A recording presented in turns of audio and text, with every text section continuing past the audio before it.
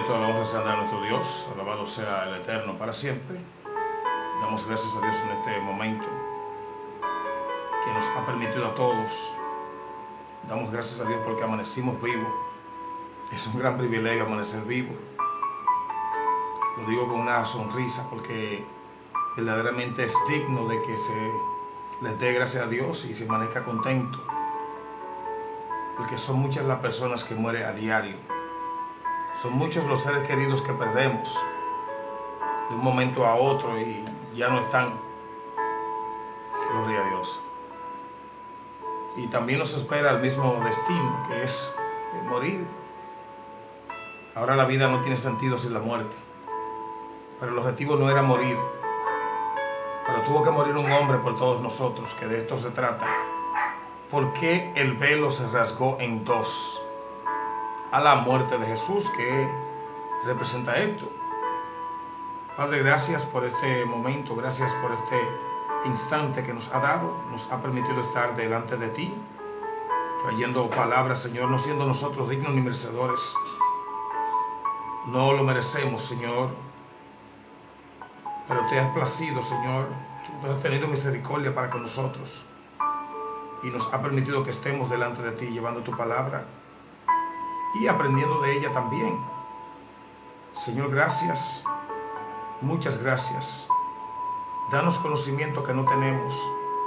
Ignorantes somos, Señor, de tu palabra. Enséñanos, Señor, en el nombre de Jesús. Amén. ¿Por qué el velo se rasgó en dos? A la muerte de Jesús es lo primero que pasa. Gloria al Señor. Lo primero que sucede. Jesús entrega el Espíritu. Señor, en tus manos encomiendo mi espíritu. Y clamó a gran voz. Y lo primero que pasa es que el velo se rasga en dos partes, de arriba a abajo.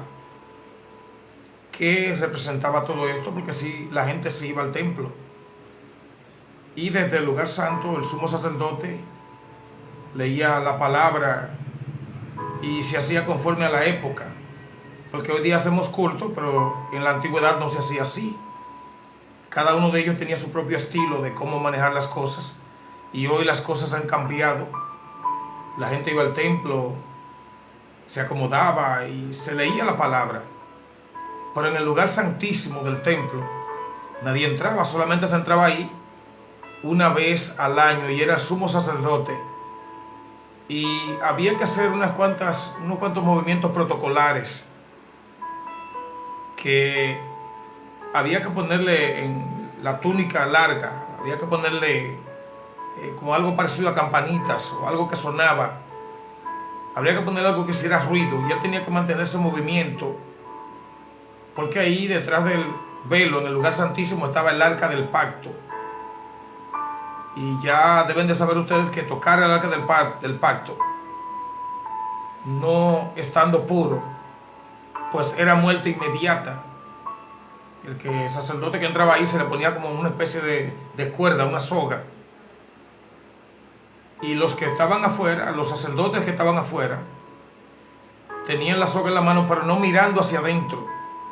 Siempre se buscó la manera, o buscaron la manera, de nunca mirar ahí adentro, el que no era digno, porque era solamente para el sumo sacerdote. Y estos se esperaban afuera con la soga en la mano. Y mientras oían las campanas o lo que hacía ruido ahí adentro, porque él no podía dejar de moverse, tenía que hacer ciertos movimientos para que los de afuera sepan que él sigue vivo. Presentaba las ofrendas, el sacrificio y todo lo que tenía que hacer, pero con movimientos para que los de afuera sepan que él está vivo. Porque si dejaba de sonar, pues ya los de afuera sabían que tenían que alar la cuerda, la soga, para sacarlo porque está muerto, no se mueve. Entonces se hacía esa práctica para hacer los sacrificios una vez al año, no era todo el tiempo. Esto se hacía una vez al año. Y entonces haciendo esto, pues se quitaban los pecados del pueblo por la presentación de sacrificio. Pero a la muerte de Jesús, este lugar que no se podía mirar, Nadie era digno de entrar ni mirar lo que había allá adentro, estando el arca del pacto y todo lo que había allí dentro acomodado. Nadie podía entrar porque allí estaba la presencia de Dios. Y la presencia de Dios, a Dios sabemos que nadie puede mirarlo, mucho menos si no se encuentra digno. Entonces, a la muerte de Jesús, lo primero que sucede es que el velo se rasga en dos, se rompió, se partió en dos pedazos, y ya queda expuesto el lugar santísimo. O sea que se abrió un acceso a que la gente pueda mirar, porque en Jesús, a su muerte, se cumple todo y ya no se necesitaba el sacerdote. O sea que la utilidad del sacerdote para entrar al lugar santísimo acababa ahí mismo.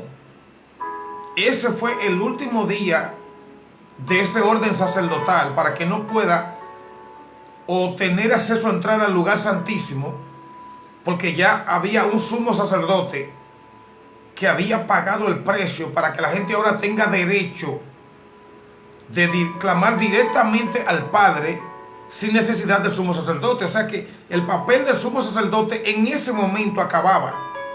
Ese fue el final, ese fue su último trabajo. Si lo hizo o que tenía que hacerlo, no lo hizo, pues a la muerte de Jesús se acabó ese empleo, ese trabajo. Ya no más entrar al lugar santísimo con los cuidados protocolares de la época, ya se acabó. Porque a la muerte de Jesús, lo primero que hace Dios es que los rompe en dos pedazos. Se acabó. No más sacerdote. Ya no necesitamos ir donde nadie a confesar nuestros pecados. Ya tú puedes ir directamente al Padre y pedirle al Eterno, al que estaba ahí adentro, al que estaba detrás, que era la presencia del Dios Altísimo. Ya no tienes que clamar a nadie, a ninguna persona. Ahora nadie tiene derecho a que tú tengas que decirle que vine a confesar mis pecados, porque Jesús ya lo hizo. Ya el lugar santísimo quedó al descubierto. Si la gente quiere cubrirlo hoy día, no hay problema. Pero las evidencias están aquí en la palabra de Dios, que el lugar santísimo quedó expuesto, quedó abierto. La presencia de Dios salió y se quedó, porque está en todos los lugares al mismo tiempo. Gloria al Señor. Tú no necesitas ya sacerdote. No necesitas ningún padre, ninguna persona al cual tú tengas que decirle, vine a confesar mis pecados porque pequé. No, habla con Dios mismo.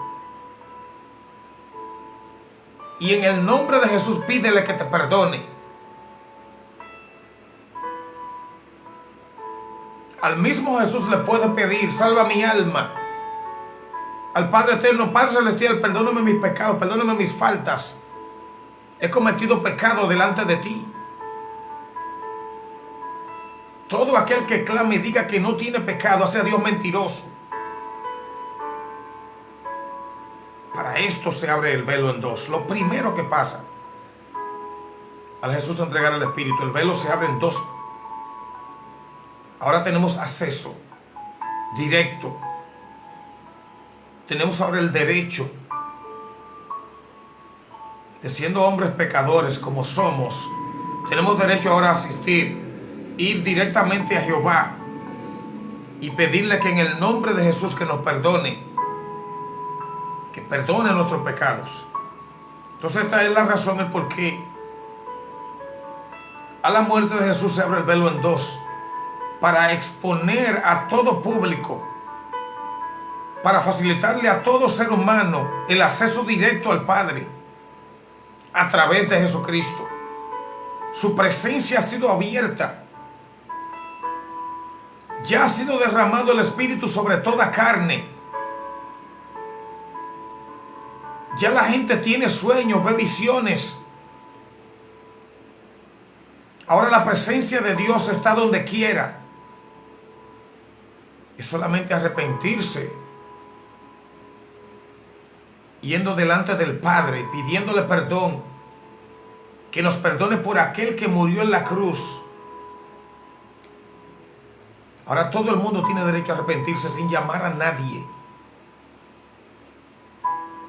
Las iglesias han establecido como protocolo de que tienen que escuchar a alguien confesando sus pecados mientras ora en el altar, el cual no está malo. Si alguien dice quiero convertirme a Cristo, pues tú lo llevas al altar y le indicas qué hacer o qué decir, no que tú lo vas a convertir. Nadie convierte a nadie. Ninguna persona te puede convertir, te puede entrar al reino de los cielos o sacarte. Ahora tú tienes el derecho de hacerlo directamente, tú, sin la intervención de nadie. Si alguien dice que se arrepintió solo, no está mal, porque ahora tenemos el derecho de hacerlo. Por eso el velo se rasga en dos pedazos. Ya no más cosas ocultas allí en la iglesia, porque la presencia de Dios está expuesta. Hasta en tu hogar, si uno de tus hijos o algún ser querido, quizás en el trabajo, en la calle, en un momento de receso, de recreo en la escuela, dice una persona que quiere arrepentirse, ahí mismo puede convertirse. En ese mismo lugar puede hacer la oración del pecador, pero no tú convirtiéndolo, él arrepintiéndose y él confesando sus pecados, él pidiendo perdón en el nombre de Jesús, porque todo lo que le pide al Padre en el nombre de Jesús, Jesús lo hace. Le pide al Padre en el nombre de Jesús y quien lo hace es Jesús. Entonces ya no más sacerdote, no más. Se acabó. Esto es el significado de que el velo se rasga en dos partes. Es para que la gente tenga acceso directo ya. Donde quiera que tú estés, levanta manos. Pídele perdón a Dios si no estás arrepentido. Gloria al Señor para siempre. Se acabó la época de los sacerdotes. Entramos en la época de la gracia. Donde quiera que tú vayas, donde quiera que estés, puedes adorar a Dios. No tienes que esperar llegar a ningún lugar específico. Donde quiera que tú estés, te puedes arrepentir si no te has arrepentido. Si cometiste pecado, te puedes levantar de inmediato. No tienes que esperar a confesarle a nadie. Confiésale a Dios lo tuyo. No tienes que confesarle lo tuyo a nadie. Habla con Dios directamente.